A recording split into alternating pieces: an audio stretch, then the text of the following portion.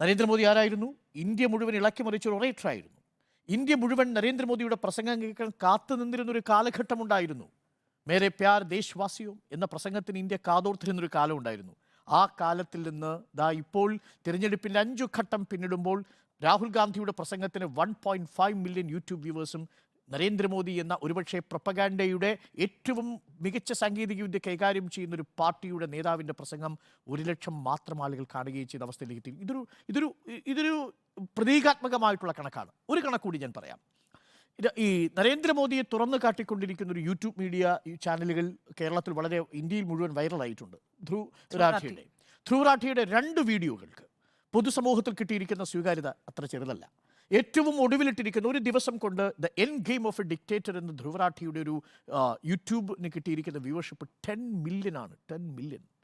അതേസമയം അതിന് തൊട്ട് മുമ്പ് നരേന്ദ്രമോദിയെ പൂർണ്ണമായിട്ടും പൊളിച്ചെടുക്കിയ മറ്റൊരു യൂട്യൂബ് വീഡിയോയ്ക്ക് ലഭിച്ചിരിക്കുന്നതാവട്ടെ 23 മില്യൺ ആണ്.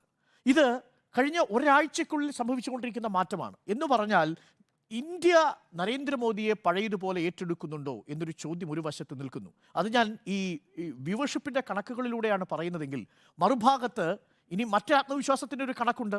ഫീൽഡിൽ നിന്ന് കിട്ടുന്ന റെസ്പോൺസ്. ഞാനിപ്പോഴും കരുതുന്നത് ഫുൽപൂരിൽ നമ്മൾ കണ്ട ആ വലിയ തിരക്കുണ്ടല്ലോ, അഖിലേഷ് യാദവിനും രാഹുൽ ഗാന്ധിക്കും വലിയ പ്രചരണ യോഗത്തിൽ പങ്കെടുക്കാൻ കഴിയുമ്പോൾ ലഭിച്ചിരുന്ന വലിയ തിരക്ക്, അതൊരു ഓർക്കസ്ട്രേറ്റഡ് ആണ്, അതൊരു അറേഞ്ച്ഡ് ആയിരിക്കുന്ന ഒരു തിരക്കായിട്ടാണ് ഞാൻ മനസ്സിലാക്കുന്നത്. കാരണം മാധ്യമങ്ങളുടെ മുഴുവൻ ശ്രദ്ധയും അങ്ങോട്ട് പോയി.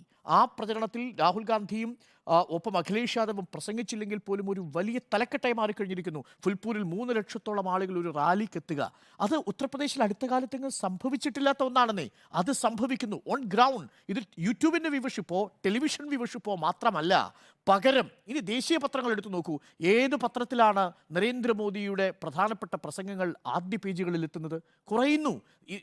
ദേശീയ മാധ്യമങ്ങളടക്കം നരേന്ദ്രമോദിയുടെ ക്യാമ്പയിനോട് കണ്ണടയ്ക്കുകയോ പുറം തിരിഞ്ഞു നിൽക്കുകയോ ചെയ്യുന്ന ഒരു സ്ഥിതി ഉണ്ടാവുന്നു എന്നുള്ളത് ഒരുപക്ഷെ 2004 നമ്മൾ കണ്ടതുപോലെ ഈ ഇന്ത്യ ഷൈനിങ് ക്യാമ്പയിൻ ഘട്ടത്തിലും താഴെത്തട്ടിലുള്ള അനക്കം തിരഞ്ഞെടുപ്പ് തുടങ്ങിയപ്പോൾ മാധ്യമങ്ങൾ പ്ലേറ്റ് തിരിച്ചതുപോലെയുള്ള ഒരു തിരിവായിട്ടാണ് ഞാൻ മനസ്സിലാക്കുന്നത്.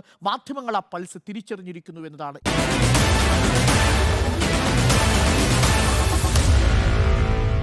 Meet the editors.